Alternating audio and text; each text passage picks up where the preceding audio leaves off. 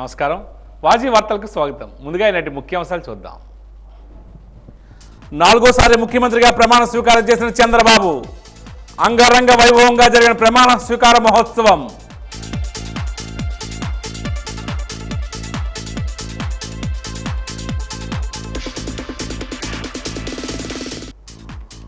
రాష్ట్రంలో కొలువుదీరిన కొత్త మంత్రివర్గం. నూతన మంత్రివర్గంపై వాజీ ప్రత్యేక కథనం.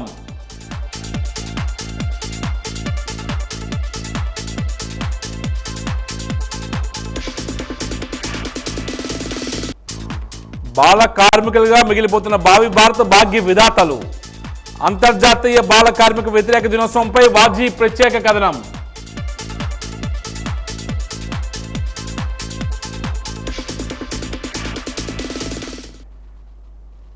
ఇక వివరాలకు వెళ్తే ఆంధ్రప్రదేశ్లో నూతన ప్రభుత్వం కొలువుదీరింది. రాష్ట్ర ముఖ్యమంత్రిగా తెలుగుదేశం పార్టీ అధినేత చంద్రబాబు నాయుడు ప్రమాణ స్వీకారం చేశారు.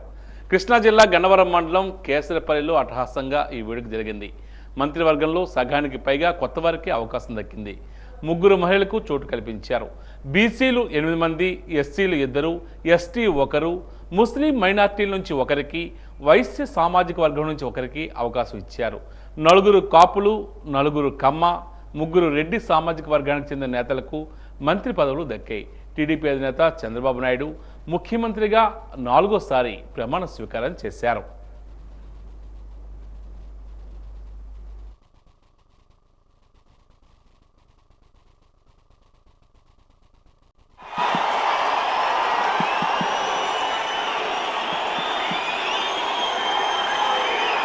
నేను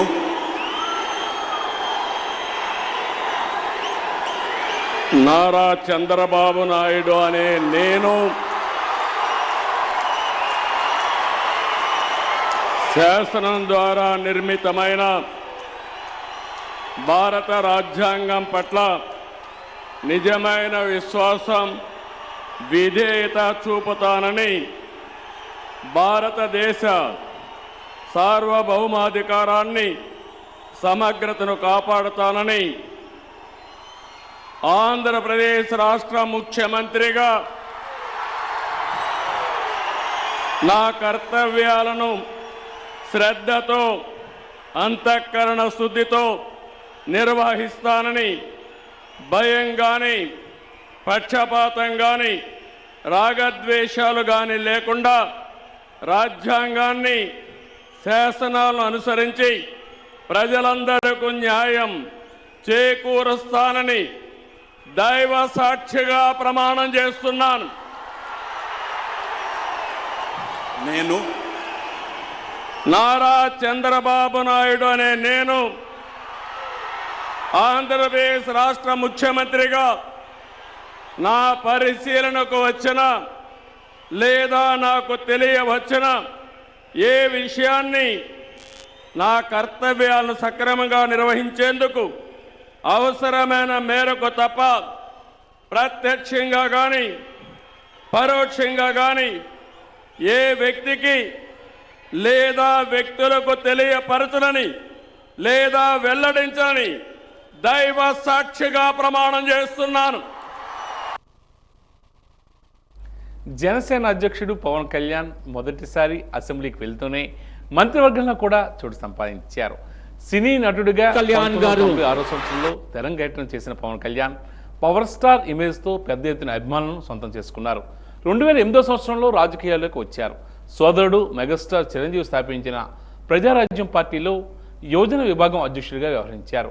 2014లో జనసేన పార్టీని స్థాపించారు. ప్రభుత్వ వ్యతిరేక ఓటు చీలకూడదన్న ఏకైక ఎజెండాతో కూటమి ఏర్పాటులో కీలకంగా వ్యవహరించారు. చంద్రబాబును అక్రమంగా అరెస్ట్ చేసిన సమయంలో రాజమహేంద్రవరం జైల్లో ఆయన కలుసుకుని బయటకు వచ్చిన పవన్ క్లిష్ట పరిస్థితుల్లో తెలుగుదేశం పార్టీతో పొత్తు పెట్టుకున్నట్లు ప్రకటించి అండగా నిలిచారు.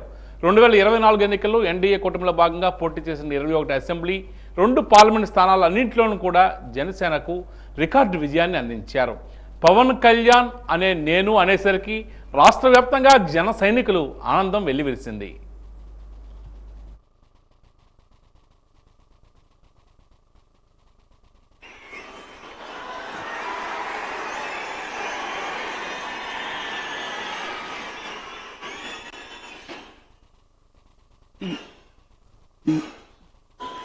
गौरवनीय नारा लोकेश गारू,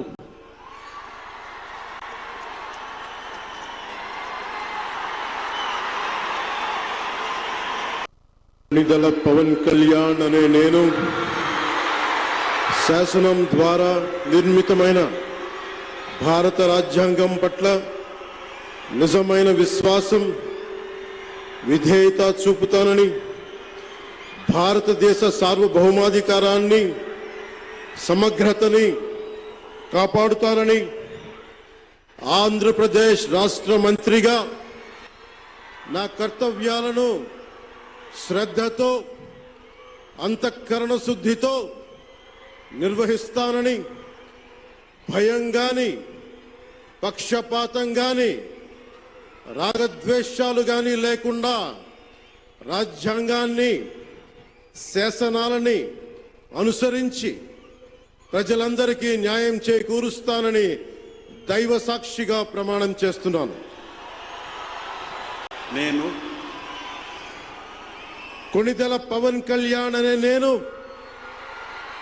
ఆంధ్రప్రదేశ్ రాష్ట్ర మంత్రిగా నా పరిశీలనకు వచ్చిన లేదా నాకు తెలియవచ్చిన ఏ విషయాన్ని నా కర్తవ్యాలను సక్రమంగా నిర్వహించేందుకు అవసరమైన మేరకు తప్ప ప్రత్యక్షంగా గాని పరోక్షంగా గాని ఏ వ్యక్తికి లేదా వ్యక్తులకి తెలియపరచనని లేదా వెల్లడించనని దైవ సాక్షిగా ప్రమాణం చేస్తున్నాను.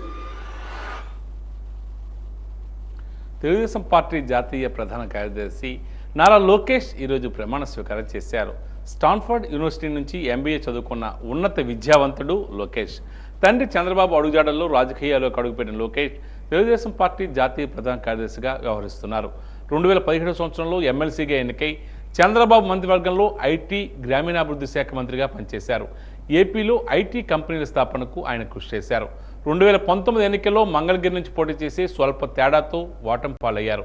2023 జనవరిలో యువగలం పాదయాత్రను చేపట్టారు. రాష్ట్ర వ్యాప్తంగా 4000 కిలోమీటర్ల పైగా పాదయాత్ర నిర్వహించి ప్రజల కష్టాలను విన్నారు. పార్టీ బలోపేతానికి పనిచేశారు. తాజా ఎన్నికల్లో మంగళగిరి నుంచి పోటీ చేసి 91,000కు పైగా మెజార్టీతో ఘన విజయం సాధించారు నారా లోకేష్.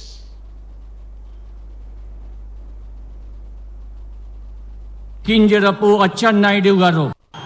నారా లోకేష్ అని నేను శాసనము ద్వారా నిర్మితమైన భారత రాజ్యాంగం పట్ల నిజమైన విశ్వాసం విధేయత చూపుతానని, భారతదేశ సార్వభౌమ అధికారాన్ని సమగ్రతను కాపాడుతానని, ఆంధ్రప్రదేశ్ రాష్ట్ర మంత్రిగా నా కర్తవ్యాలను శ్రద్ధతో అంతర్గత శుద్ధితో నిర్వహిస్తానని, భయం కానీ పక్షపాతం కానీ రాగద్వేషాలు కానీ లేకుండా రాజ్యాంగాన్ని శాసనాలు అనుసరించి ప్రజలందరికీ న్యాయం చేకూరుస్తానని దైవ సాక్షిగా ప్రమాణం చేస్తున్నాను.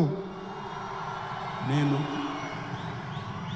నారా లోకేష్ అని నేను ఆంధ్రప్రదేశ్ రాష్ట్ర మంత్రిగా నా పరిశీలనకు వచ్చిన లేదా నాకు తెలియవచ్చిన ఏ విషయాన్ని నా కర్తవ్యాలను సక్రమంగా నిర్వహించేందుకు అవసరమైన మేరకు తప్ప ప్రత్యక్షంగా కానీ పరోక్షంగా కానీ ఏ వ్యక్తికి లేదా వ్యక్తులకు తెలియజేయనని లేదా వెల్లడించనని దైవ సాక్షిగా ప్రమాణం చేస్తున్నాను.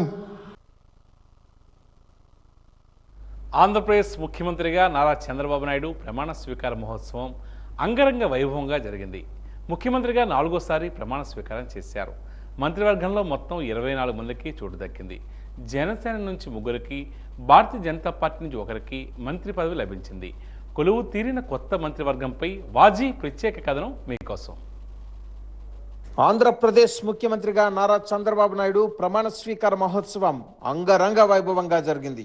ముఖ్యమంత్రిగా 4వ ప్రమాణ స్వీకారం చేశారు. మంత్రివర్గంలో 24 మందికి చోటు దక్కింది.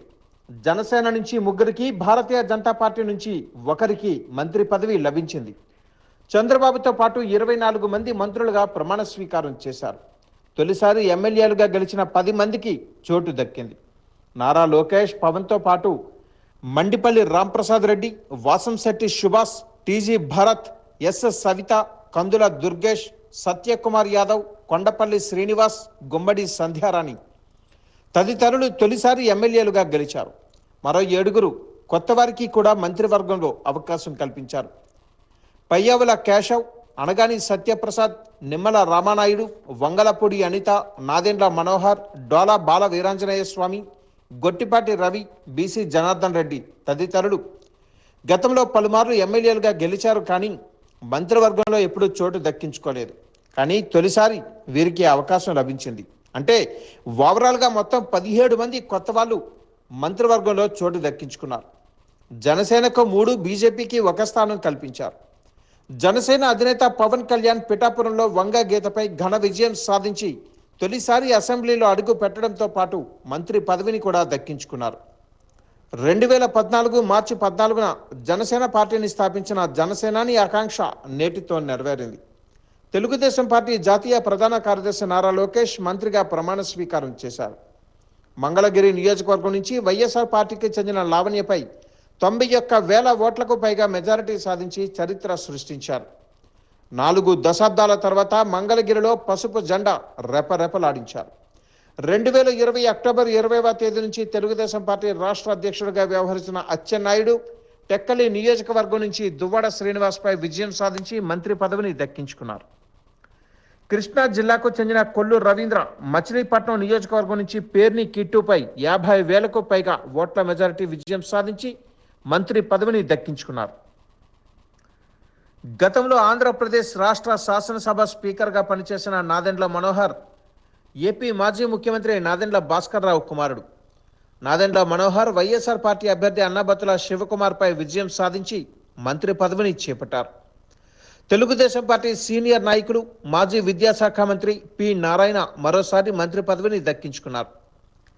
నెల్లూరు సిటీ నియోజకవర్గం నుంచి వైఎస్ఆర్ పార్టీ అభ్యర్థి మహమ్మద్ ఖలీల్ అహ్మద్పై విజయం సాధించి కేబినెట్లో చోటు దక్కించుకున్నారు.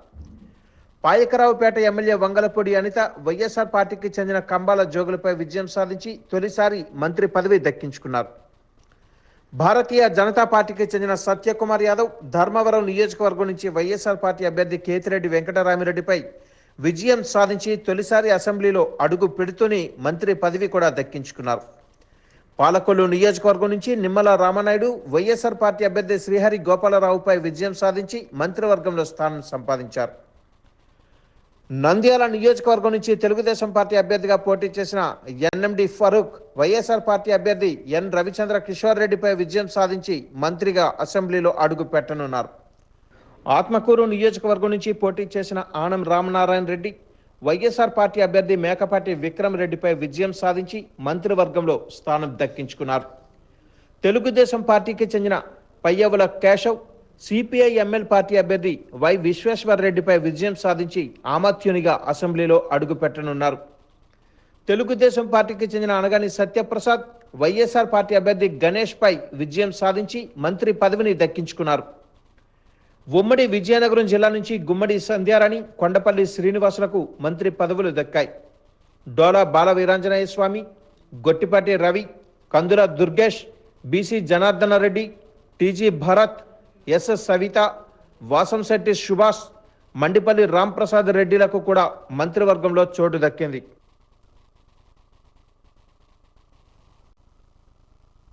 ఎన్డీఏ కూటమి తరపున రాష్ట్ర ముఖ్యమంత్రిగా నారా చంద్రబాబు నాయుడు ప్రమాణ స్వీకార కార్యక్రమాన్ని భోగపురంలో నాయకులు, కార్యకర్తలు, అభిమానులు పెద్ద ఎత్తున పాల్గొని తిలకించారు. భోగపురం రాజు కళ్యాణ మండపంలో ప్రమాణ స్వీకార ఏర్పాట్లను ఎంపీడీఓ చంద్రకళ, తహసీల్దార్ శ్యామ్ ప్రసాద్, సచివాలయ సిబ్బంది ఏర్పాటు చేయగా ఈ కార్యక్రమానికి జనసేన, టీడీపీ, బీజేపీ నాయకులంతా హాజరయ్యారు. ఈ సందర్భంగా కేకును కట్ చేసి పెద్ద ఎత్తున నినాదాలు చేశారు. ఈ సందర్భంగా జనసేన నాయకులు కాకర్లపూడి శ్రీనివాసరాజు మాట్లాడుతూ ఈరోజు ఒక శుభ పరిణామాన్ని చంద్రబాబు నాయుడు రాష్ట్ర ముఖ్యమంత్రిగా ప్రమాణ స్వీకారం చేశారని తెలియజేశారు. ఆయన రాష్ట్రాన్ని అన్ని రంగాల్లో ముందుకు తీసుకువెళ్లే విజన్ ఉన్న నాయకులని, అటువంటి వారి వల్ల రాష్ట్ర అభివృద్ధి సాధ్యపడుతుందని, అలాగే జనసేన అధినేత పవన్ కళ్యాణ్ చంద్రబాబు తోడుగా ఉంటూ మరింత సుపరిపాలన అందించే విధంగా ముందుకు సాగుతారని ఆశాభావాన్ని వ్యక్తం చేశారు. ఈ రోజున ఆంధ్రప్రదేశ్ రాష్ట్ర రాజకీయాల్లో ఒక శుభపరిణామం. గన్నవరం విమానాశ్రయం సమీపంలో ఇదే సమయానికి గౌరవ ముఖ్యమంత్రి వర్యులుగా పెద్దలు ఆంధ్ర రాష్ట్ర దిక్సూచి గౌరవనీయులు నారా చంద్రబాబు నాయుడు గారు ముఖ్యమంత్రిగా, అదేవిధంగా క్యాబినెట్లో ఉప ముఖ్యమంత్రిగా మా అందరి అభిమాన నాయకుడు, మనందరి అభిమాన పాత్రుడు జనసేనాని పవన్ కళ్యాణ్ గారు, అదేవిధంగా తెలుగుదేశం, జనసేన, భారతీయ జనతా పార్టీ తరఫున ఉమ్మడి కూటమి మంత్రులందరూ కూడా ప్రమాణ స్వీకారం చేస్తున్న శుభపరిణామంలో గౌరవ ప్రధానమంత్రి వర్యులు నరేంద్ర మోడీ గారు కూడా అక్కడికి వచ్చేసి ఈ రోజున ఈ పండుగ వాతావరణంలో వారు కూడా భాగస్వాములు రావడం చాలా సంతోషదాయకం. భోగాపురంలో ఈ రోజున కళ్యాణ మండపంలో పెద్ద ఎత్తున రాష్ట్ర ప్రభుత్వం ఏర్పాటు చేసినటువంటి ఈ ప్రమాణ స్వీకారం లైవ్ స్ట్రీమ్ కార్యక్రమానికి మేమందరం పాల్గొనడం చాలా సంతోషంగా ఉంది. ఏదైతే అభివృద్ధికి దూరంగా గత 5 సంవత్సరాలుగా అభివృద్ధికి దూరంగా ప్రభుత్వ పథకాలన్నీ కూడా నిర్వీర్యం చేసి సంక్షేమ పథకాలు కింది స్థాయి వరకు చేరకుండా వైఎస్ఆర్ కాంగ్రెస్ పార్టీ ప్రభుత్వంలో ఉన్నటువంటి పెద్దలు, స్థానిక నాయకులు, జిల్లా నాయకులు అందరూ కూడా అభివృద్ధికి ఆమడ దూరంలో ఉంచారు. ఈ ఈ ఈ ఉమ్మడి కూటమి ప్రభుత్వం ఏర్పడిన దగ్గర నుంచి కూడా అభివృద్ధి దిశ వైపు ఆంధ్రప్రదేశ్ రాష్ట్రం పరిగెడుతుంది. అదేవిధంగా నెల్లిమర్ల నియోజకవర్గంలో మన అందరి అభిమాన పాత్రమైనటువంటి స్థానిక గౌరవ శాసనసభ్యులు లోకం నాగమాదేవి గారి ఆధ్వర్యంలో, అదేవిధంగా పార్లమెంట్ సభ్యులైనటువంటి యువనాయకుడు కలిసేటప్పల నాయుడు గారి సహకారంతో అనేక రకాల అభివృద్ధి కార్యక్రమాలు ప్రజలు ఏమి కోరుకుంటున్నారో, ఏ విధంగా ఆకాంక్షించి ఎంత భారీ మెజారిటీలు అభ్యర్థులందరికీ ఇచ్చారో వారి ఆశయాలకు అనుగుణంగా మేమందరం కలిసి పనిచేస్తామని ఈ సందర్భంగా. ఆంధ్రప్రదేశ్ రాష్ట్రంలో నూతన మంత్రివర్గం కొలువు తీరిన నేపథ్యంలో పార్వతీపురంలో జన సైనికులు సంబరాలు జరుపుకున్నారు. పవన్ కళ్యాణ్ మంత్రిగా ప్రమాణ స్వీకారం చేయడంతో ఆనందోత్సవాల నడుమ వేడుకలు చేసుకోవడంతో పాటు మొక్కులు కూడా చెల్లించుకున్నారు. జనసేన నాయకులు చందక్ అనిల్ ఆధ్వర్యంలో స్థానిక వినాయకుడి గుడి వద్ద 101 కొబ్బరికాయలు కొట్టి మొక్కులు చెల్లించుకున్నారు.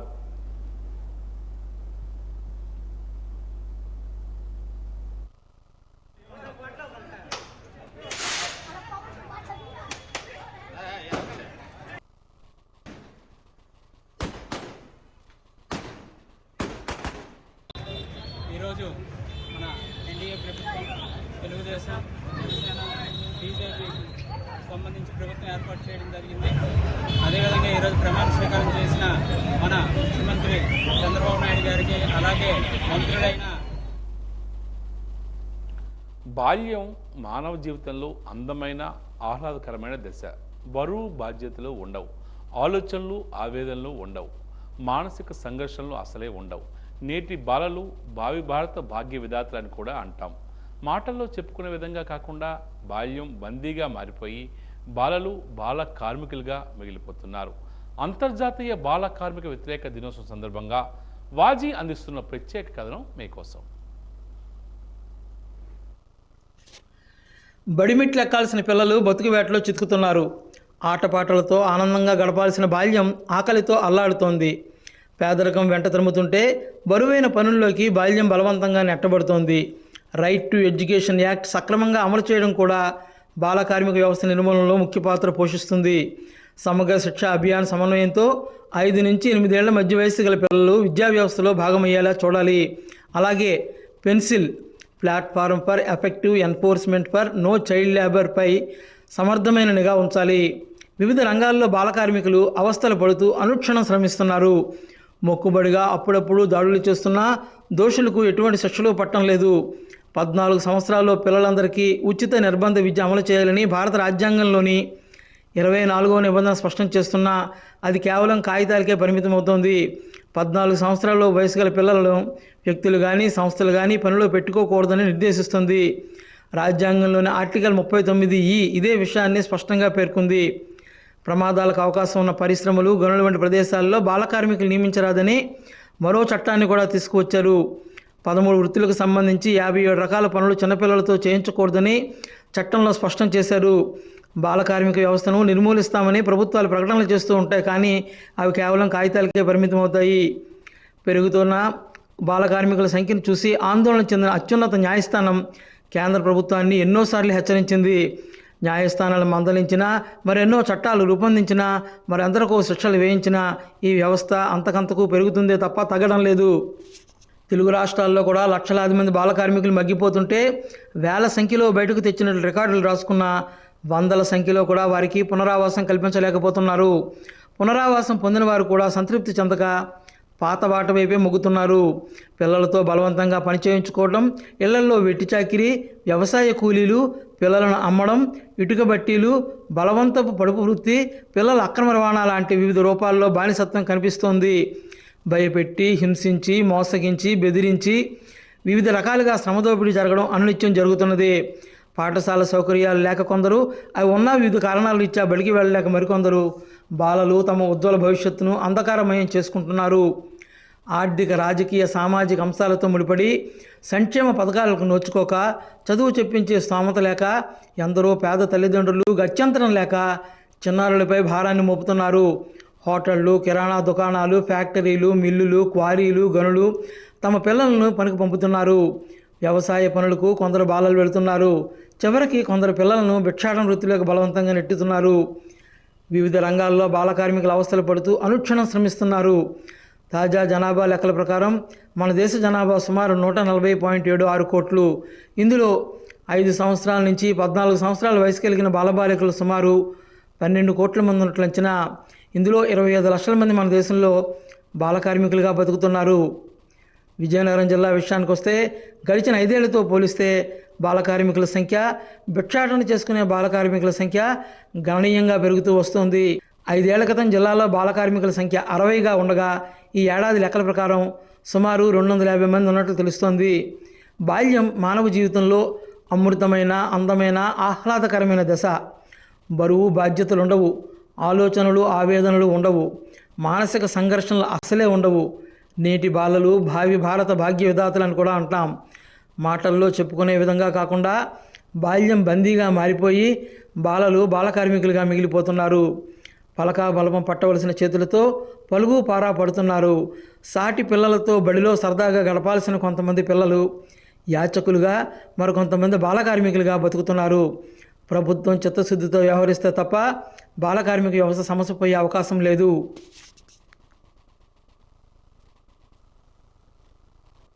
అంతర్జాతీయ బాల కార్మిక వ్యతిరేక దినోత్సవం సందర్భంగా ఈరోజు విజయనగరం పట్టణంలో కోట జంక్షన్ నుండి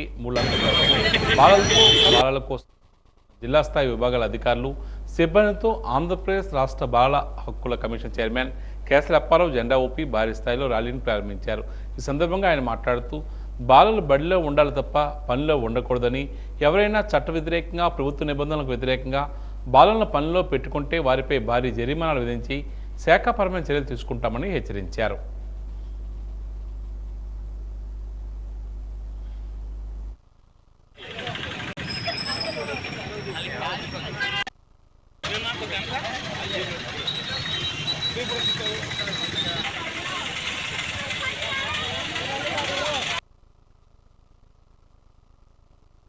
బాల కార్మిక వ్యతిరేక దినోత్సవం సందర్భంగా ఈ రోజు ర్యాలీ చేయడం జరుగుతుంది.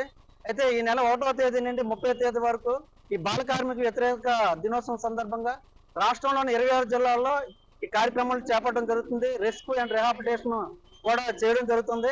అయితే మేము ముఖ్యంగా చెప్తుంది ఏంటంటే, ఎవరైనా బయట ఉన్న పిల్లల్ని తప్పనిసరిగా బడిలో చేర్పించాలని, ఎవరైనా బడి బయట ఉన్న పిల్లల్ని పనిలో పెట్టుకుంటే వాళ్ళ మీద తప్పనిసరిగా శాఖాపరమైన చర్యలు కూడా తీసుకోవడం జరుగుతుందని చెప్పడం జరిగింది. కఠినంగా కూడా బాల హక్కుల కమిషన్ తరఫున ఆదేశాలు కూడా ఇవ్వడం జరుగుతుంది. అందులో భాగంగా ఈ రోజు ఎవరైతే బాలలతో పనిచేస్తున్న, బాల కోసం పనిచేస్తున్న సంస్థలు, అధికారులు, అనధికారులు, ప్రజాప్రతినిధులు ఎవరైతే ఉన్నారో వాళ్ళు తప్పనిసరిగా బాలల, ఎందుకంటే ఈ రోజు బాలలే దేశానికి భవిష్యత్తు అన్నమాట. ఎవరైతే 18 సంవత్సరాల పిల్లలు ఎవరైనా పనిలో పెట్టుకుంటే వాళ్ళ మీద శాఖాపరమైన కఠిన చర్యలు తీసుకోవడం జరుగుతుంది. ఏదైతే బాలల కోసం నియంత్రణ కోసం డిస్ట్రిక్ట్ స్థాయిలో district level task force committees ఉన్నాయి. వాళ్ళు కూడా బాల హక్కుల కమిషన్ తరఫున కఠిన ఆదేశాలు ఇవ్వడం జరుగుతుంది. ఎందుకంటే ఏ ఒక్క పిల్లలు కూడా బడిలో ఉండాలి. ఈ రోజు ప్రభుత్వం కూడా అన్ని విధాల విద్య కోసం, వైద్యం కోసం అన్ని రకాలుగా సహాయ సహకారాలు అందిస్తుంది. ఈ తరుణంలో కూడా బాలలు ఈ రోజు అంతరిక్షంలో, ఈ రోజు అందరూ కూడా అంతరిక్షంలో కానీ సాంకేతిక పరంగా అన్ని రకాల అభివృద్ధి చెందుతున్న ఇంకా పనిలో పెట్టడం కూడా చాలా దురదృష్టకరం. అయితే గ్రామ స్థాయి నుండి పట్టణ స్థాయిలో, అలాగే రాష్ట్ర స్థాయిలో కూడా ఈ బాల కార్మిక వ్యతిరేక కార్యక్రమాల గురించి అవగాహన కార్యక్రమాలు చేపట్టడం జరుగుతుంది. అందువల్ల మేము ఎవరైతే చెప్తున్నాం, ఎవరైతే పనిలో పెట్టుకుంటే వాళ్ళు మాత్రం కంపల్సరిగా శాఖాపరమైన చర్యలు తీసుకోవడం పడుతుందని బాల హక్కుల కమిషన్ తరఫున మేము చెప్పడం జరుగుతుంది.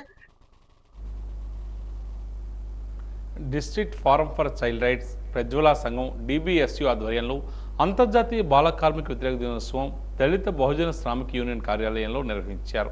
ఈ సందర్భంగా బాల కార్మిక వ్యవస్థను అంతం చేద్దాం, బాల కార్మికుల పనిలో పెట్టుకుంటే నేరం అనే గోడపత్రికను district child rights chairman P. Chittibabu, జిల్లా చైల్డ్ వెల్ఫేర్ కమిటీ సభ్యులు చిట్టిబాబు, ప్రధాన ఉపాధ్యాయులు రాయపూడి శంకర్రావు చేతుల మీదుగా గోడ పత్రికను ఆవిష్కరించారు. ఈ సందర్భంగా చిట్టిబాబు మాట్లాడుతూ బాల కార్మికుల నిర్మూలన సామాజిక బాధ్యత అని పేర్కొన్నారు.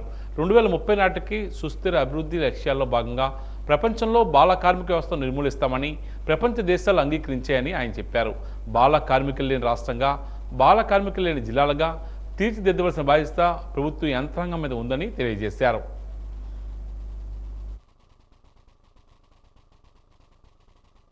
అంతర్జాతీయ బాల కార్మిక వ్యతిరేక దినోత్సవాన్ని ఈరోజు కొనియాడుతూ ఉన్నారు. ఈ ప్రపంచంలోనే బాల కార్మిక వ్యవస్థ అనేది అత్యంత ప్రమాదకరంగా మారిన పరిస్థితి మన కళ్ళ ముందు కనిపిస్తూ ఉంది. బడిలో ఉండాల్సిన పిల్లలు బడి బయట ఉన్నారు. అనేక మంది పిల్లలు శ్రామికులుగా ఉన్నారు. ఇటుక బట్టీలలో పనిచేస్తున్నారు, కార్ఖానాలో పనిచేస్తున్నారు, పరిశ్రమల్లో పనిచేస్తున్నారు. పెద్దలు పనిలో ఉండాలి, పిల్లలేమో బడిలో ఉండాలి. ఇది భారత రాజ్యాంగం ఇచ్చినటువంటి నిబంధన. ఉచిత నిర్బంధ విద్యా హక్కు చట్టం ద్వారా బాలలకు ఇవ్వబడినటువంటి హక్కు. అంతేకాకుండా బాలల హక్కుల ఒప్పందంలో ప్రతి ఒక్క బాలలకు జీవించే హక్కు ఉంది, అభివృద్ధి చెందే హక్కు ఉంది. వారు తమ జీవితాన్ని, భవితవ్యాన్ని రక్షించుకోవాల్సిన అవసరం ఎంతైనా ఉందని చెప్పబడుతూ ఉంది. అందుకనే ఐక్యరాజ్య సమితి సుస్థిర అభివృద్ధి లక్ష్యాలను ఏర్పాటు చేసింది.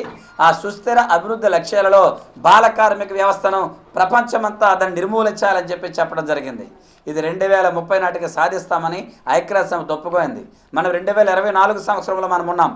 సో ఉన్నటువంటి 6 సంవత్సరాల్లో ప్రపంచం మొత్తంగా బాల కార్మికులు లేకుండా చేయాల్సిన బాధ్యత అటు ప్రభుత్వ యంత్రాంగాల మీద ఉంది.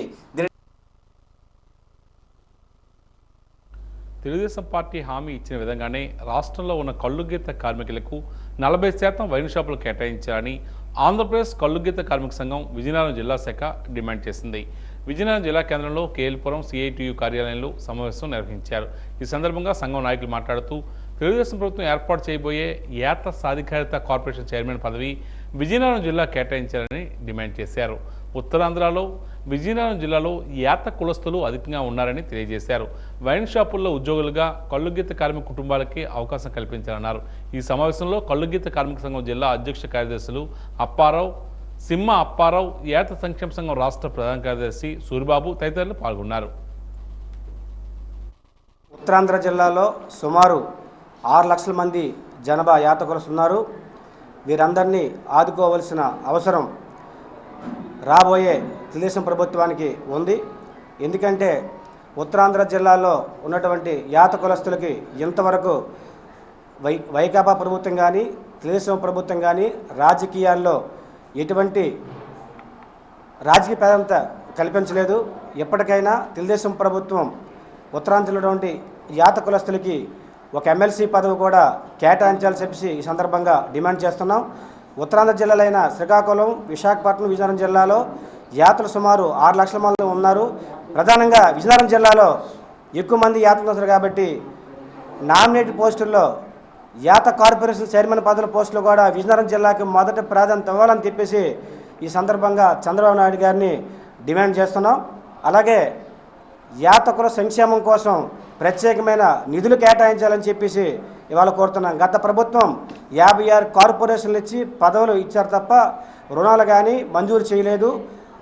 గత ప్రభుత్వం చేసిన పరిణామం వల్ల ఎలాంటి పరిణామం ఎదుర్కొందో మీ అందరికీ తెలిసిన విషయమే. ఎందుకంటే గీత కార్మికులు ఎప్పుడు కూడా గత ప్రభుత్వం వైఎస్ఆర్ గవర్నమెంట్ పట్టించుకోవడం లేదు. కనుక ఆ ఉద్దేశంతో మా యొక్క గీత కార్మికులందరూ కూడా ఈ యొక్క తెలుగుదేశం పార్టీకి సపోర్ట్ చేసి అత్యధిక మెజారిటీతో గెలిపించడం జరిగింది.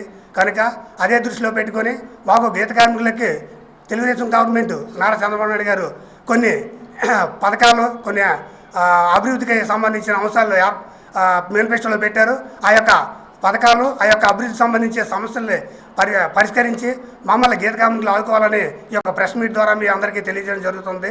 కనుక తప్పనిసరిగా ఈ యొక్క ఏదైతే ఉందో బ్రాందీ షాప్లో 20%, అలాగే ఎక్స్గ్రేసియా అనేది 10 లక్షలు అమలు చేస్తామని చెప్పారు. కనుక ఆ 10 లక్షలు కూడా ఎక్స్గ్రేసియా కూడా అమలు పరచాలి. అలాగే ప్రతి ఒక్క గీత కార్మికుడు అయితే ఏదైనా చిన్న దెబ్బతగిలినా కూడా మాకు ఎక్స్గ్రేసియా వర్తించే విధంగా ఈ యొక్క జీవోని అమలు చేస్తే గీత కార్మికులు బాగుంటుందని ఈ ప్రెస్ మీట్ ద్వారా తెలియజేస్తున్నాం. కనుక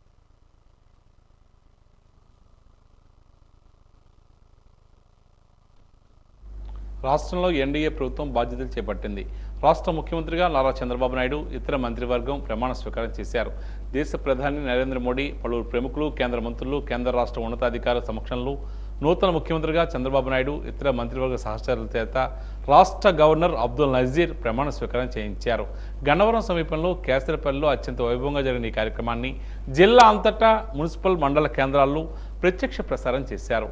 విజయనగరం జిల్లా నుంచి కొండపల్లి శ్రీనివాసరావు, పార్వతీపురం మంజం జిల్లా నుంచి గుమ్మడి సంజయరాణి మంత్రులుగా ప్రమాణ స్వీకారం చేశారు. రాష్ట్ర మంత్రివర్గ ప్రమాణ స్వీకార కార్యక్రమాన్ని కలెక్టరేట్ ఆడిటోరియంలో జిల్లా collector Nagalakshmi, DRO Anitha, special deputy collector Sumabala తదితరులు పాల్గొన్నారు.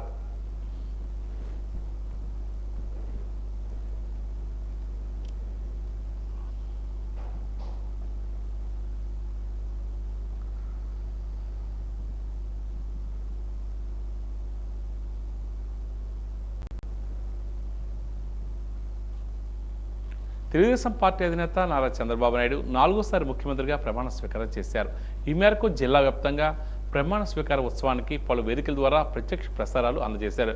ఇందులో భాగంగా జిల్లా కేంద్రంలోని ఎన్సీఎస్ సినిమా థియేటర్లో, అదేవిధంగా ఆడిటోరియంలో కూటమి నేతలు, అభిమానులు, కార్యకర్తల సమక్షంలో ప్రత్యక్ష ప్రసారాలు చేశారు. ఈ సందర్భంగా చంద్రబాబు నేను అనగానే కార్యకర్తలు సంబరాలు మిన్నంటాయి. బాణాసంచా కాలుస్తూ మిఠాయిలు పంచుకొని తమ ఆనందాన్ని వ్యక్తం చేశారు. అనంతరం పవన్ కళ్యాణ్ నేను అనగానే కూటమి నేతలు, అభిమానులు, కోలాహలాలు, ఆడిటోరియాలు మారుమోగిపోయాయి. అన్ని వర్గాల నుంచి ప్రజలు పెద్ద ఎత్తున ఈ ప్రమాణ స్వీకార మహోత్సవాన్ని ప్రత్యక్ష ప్రసారాలకు హాజరై తమ ఆనందాన్ని వ్యక్తం చేశారు.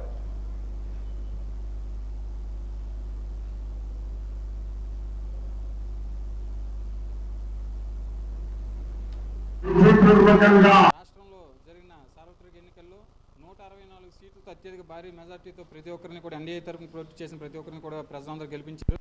ఈ సందర్భంగా ఈరోజు జరుగుతున్నటువంటి ప్రమాణ స్వీకార మహోత్సవానికి ఎన్సీఎస్ థియేటర్లో జరుగుతున్నటువంటి లైవ్ షోకి మేమందరం కూడా రావడం జరిగింది. ఆనందోత్సాహాల మధ్యన చంద్రబాబు నాయుడు గారు ముఖ్యమంత్రిగా ప్రమాణ స్వీకారం చేయడం, నరేంద్ర మోదీ గారు సహా పెద్ద పెద్ద వ్యక్తులందరూ కూడా ఈరోజు రావడం మాకందరికి కూడా చాలా గర్వంగా ఉంది. అలాగే విజయనగరం ఉమ్మడి జిల్లా నుంచి కొండపల్లి శ్రీనివాస్ గారికి, అలాగే గుమ్మడి సంజయరాణి గారికి కూడా మంత్రి పదవులు దక్కడం చాలా ఆనందంగా ఉంది మాకు. ఈ శుభ సందర్భంగా మేమందరం కూడా బాణాసంచా కాల్చి మిఠాయిలు పంచుకుని ఎన్సీఎస్ థియేటర్లో ఆనందోత్సవాల మధ్య లైవ్ షో చూడడం జరిగింది. దానికి ప్రజలందరి తరఫున కూడా మేమందరం కూడా కృతజ్ఞతలు తెలియజేసుకుంటాం. కూటమి అభ్యర్థులైనటువంటి భారతీయ జనతా పార్టీ, అలాగే తెలుగుదేశం పార్టీ, జనసేన పార్టీ యొక్క ఎమ్మెల్యేలు అందరూ, శాసనసభ పక్ష నేతలందరూ కూడా అంగరంగ వైభవంగా ఈ ప్రమాణ స్వీకార కార్యక్రమం జరిగింది. ఈ కార్యక్రమానికి ముఖ్య అతిథిగా మన భారత ప్రధానమంత్రి నరేంద్ర మోడీ గారు, అలాగే జేపీ నడ్డా గారు, హోంమంత్రి అమిత్ షా గారు, అలాగే చిరంజీవి గారు, ఎంతోమంది, ఎందరో మహానుభావులు, ఎందరో అతి ముఖ్యమైన నేతలు ఈ ఆంధ్రప్రదేశ్లో ఎన్డీఏ కూటమిని ప్రజలు ఏ విధంగా ఆనందంతో ఆశీర్వదించారో అదే ఆనందంతో రెట్టింపు ఉత్సాహంతో రాజధాని అమరావతి అని మన భారత ప్రధానమంత్రి గారు కానివ్వండి, అలాగే నారా చంద్రబాబు నాయుడు గారు ముఖ్యమంత్రి గారు కానివ్వండి, అలాగే ప్రధానమైన నేత పవన్ కళ్యాణ్ గారు అవనివ్వండి, మన ఆంధ్రప్రదేశ్కి మనం ఒక రాజధాని నిర్మించుకుంటున్నాం. రాజధాని అని చెప్పుకునే ఒక మంచి సమయం వచ్చింది. ఉమ్మడి విజయనగరం జిల్లా నుండి 2 ఎమ్మెల్యేలకు మంత్రి పదవులు దక్కాయి. విజయనగరం జిల్లా గజపతినగరం, పార్వతీపురం మంజం జిల్లా సాలూరు నియోజకవర్గాల నుంచి ఎమ్మెల్యేలుగా గెలుపొందిన కొండపల్లి శ్రీనివాస్, గుమ్మడి సంజయరాణికి మంత్రివర్గంలో చోటు దక్కింది. ఈరోజు వారిద్దరూ ప్రమాణ స్వీకారం చేశారు. పార్టీని నమ్ముకున్న సంజయరాణి విధేయురాలుగా ఉంటూ సేవలు అందిస్తూ వచ్చారు. ఉప ముఖ్యమంత్రి పీడీకే రాజేంద్రపై భారీ విజయం సాధించారు. ఈ ఎన్నికల్లో అనూహ్యంగా తెరపైకి వచ్చిన కొండపల్లి శ్రీనివాస్ మంత్రి బొత్స సత్యనారాయణ సోదరుడు బొత్స అప్పలనరసయ్యపై గెలిచి మంత్రి పదవి దక్కించుకున్నారు. జిల్లా వాసులు మంత్రులుగా ప్రమాణ స్వీకారం చేసిన నేపథ్యంలో జిల్లా వాసులు హర్షం వ్యక్తం చేస్తున్నారు. నేను శాసనం ద్వారా నిర్మితమైన భారత రాజ్యాంగం పట్ల నిజమైన విశ్వాసం విధేయత చూపుతానని, భారతదేశ సార్వభౌమాధికారాన్ని సమగ్రతను కాపాడుతానని, ఆంధ్రప్రదేశ్ రాష్ట్ర మంత్రిగా నా కర్తవ్యాలను శ్రద్ధతో అంతఃకరణ శుద్ధితో నిర్వహిస్తానని, భయం కానీ పక్షపాతం కానీ రాగద్వేషాలు కానీ లేకుండా రాజ్యాంగాన్ని శాసనాలను అనుసరించి ప్రజలందరినీ న్యాయం చేకూరుస్తానని దైవ సాక్షిగా ప్రమాణం చేస్తున్నాను. గుమ్మిడి సంధ్యారాణి అని నేను ఆంధ్రప్రదేశ్ రాష్ట్ర మంత్రిగా నా పరిశీలనకు వచ్చిన లేదా నాకు తెలియవచ్చిన ఏ విషయాన్ని నా కర్తవ్యాలను సక్రమంగా నిర్వహించేందుకు అవసరమైన మేరకు తప్ప ప్రత్యక్షంగా కానీ పరోక్షంగా కానీ ఏ వ్యక్తికి లేదా వ్యక్తులను తెలియపరచనని లేదా వెల్లడించనని దైవ సాక్షిగా ప్రమాణం చేస్తున్నాను. శ్రీనివాస్ అనే నేను శాసనం ద్వారా నిర్మితమైన భారత రాజ్యాంగం పట్ల నిజమైన విశ్వాసం విధేయత చూపుతానని, భారతదేశ సార్వభౌమాధికారాన్ని సమగ్రతను కాపాడుతానని, ఆంధ్రప్రదేశ్ రాష్ట్ర మంత్రిగా నా కర్తవ్యాలను శ్రద్ధతో అంతఃకరణ సిద్ధతో నిర్వహిస్తానని, భయం కానీ పక్షపాతం కానీ రాగద్వేషాలు కానీ లేకుండా రాజ్యాంగాన్ని శాసనాలను అనుసరించి ప్రజలందరికీ న్యాయం చేకూరుస్తానని దైవ సాక్షిగా ప్రమాణం చేస్తున్నాను. నేను కొండపల్లి శ్రీనివాస్ అనే నేను ఆంధ్రప్రదేశ్ రాష్ట్ర మంత్రిగా నా పరిశీలనకు వచ్చిన లేదా నాకు తెలియవచ్చిన ఏ విషయాన్ని నా కర్తవ్యాలను సక్రమంగా నిర్వహించేందుకు అవసరమైన మేరకు తప్ప ప్రత్యక్షంగా కానీ పరోక్షంగా కానీ ఏ వ్యక్తికి లేదా వ్యక్తులకు తెలియపరచనని లేదా వెల్లడించనని దైవ సాక్షిగా ప్రమాణం చేస్తున్నాను. హనుమాన్ జయంతి తర్వాత వచ్చే మంగళవారం శ్రీ పంచముఖ ఆంజనేయునికి మహాలడ్డు నివేదన సమర్పించడం ప్రతి సంవత్సరం ఆనవాయితీగా వస్తుందని దేవాలయం కన్వీనర్ పెంటపాటి కామరాజు తెలియజేశారు. దేవాలయం వద్ద జరిగిన మహాలడ్డు నివేదన కార్యక్రమంలో ఆయన మాట్లాడుతూ హనుమాన్ జయంతి సందర్భంగా సేవలు అందించిన వారికి దాతలకు ప్రసాదాన్ని అందిస్తున్నట్లు తెలియజేశారు.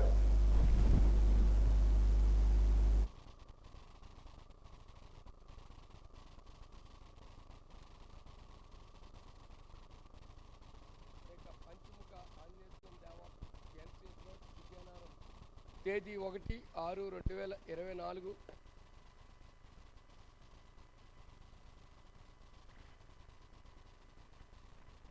పంచముఖ ఆంజనేయ దేవాలయం ఎన్సిఎస్ రోడ్ విజయనగరం తేదీ 1/6/2024 హనుమత్ జయంతి ఉత్సవంలో అత్యంత వైభవంగా నిర్వహించడం జరిగింది. హనుమత్ జయంతి వేడుకల్లో భాగంగా దాతలు, భక్తులు, కమిటీ సభ్యులు, సేవకులు ఎంతో సహాయ సహకారాలు అందించి హనుమత్ జయంతి ఉత్సవాలను అత్యంత వైభవంగా నిర్వహించడం జరిగింది. మరి ఈ రోజునాడు సుమారు 600 మహాలడ్డూలు ఆంజనేయ స్వామి వారికి నివేదన చేస్తూ ఈ యొక్క హనుమత్ జయంతి మహోత్సవంలోని ధన రూపేణ, వస్తు రూపేణ, శారీరక రూపేణ సహాయ సహకారాలు అందించిన వారందరూ కూడా ఈ యొక్క మహా నైవేద్యం పెట్టిన లడ్డూని ఇవ్వడం జరుగుతుంది. తెలుగుదేశం పార్టీ యువ నాయకుడు అవనాపు విజయ్ జన్మదినం సందర్భంగా ఆయన స్వగృహంలో ఘనంగా నిర్వహించారు. ఈ సందర్భంగా కూటమి నేతలంతా ఆయనకు జన్మదిన శుభాకాంక్షలు తెలియజేశారు. నూతన ప్రభుత్వంలో ఆయన ఉన్నత స్థితికి చేరుకోవాలని వారంతా ఆకాంక్షించారు. ఈ కార్యక్రమంలో కూటమి నాయకులు, కార్యకర్తలు పాల్గొన్నారు.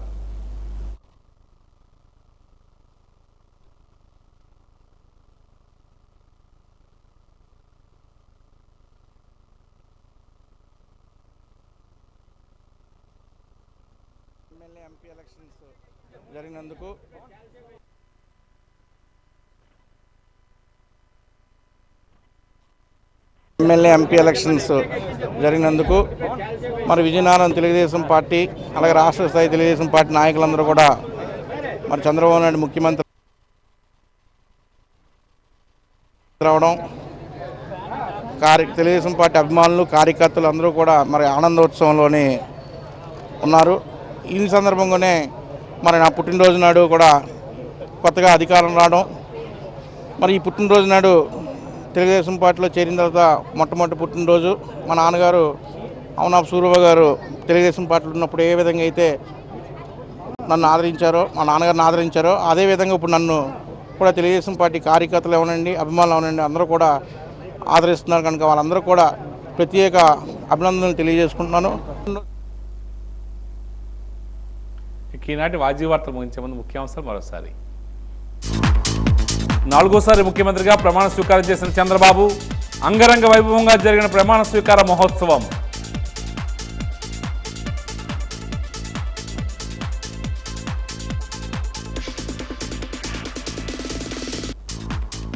రాష్ట్రంలో కొలువుదీరిన కొత్త మంత్రివర్గం, నూతన మంత్రివర్గంపై వాజీ ప్రత్యేక కథనం.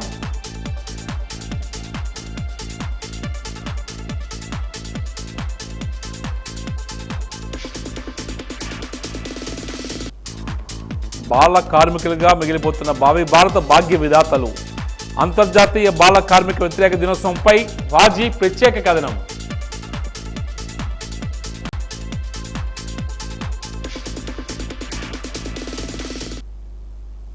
వాజీ వార్తలు ఇంతటితో సమాప్తం. నమస్కారం.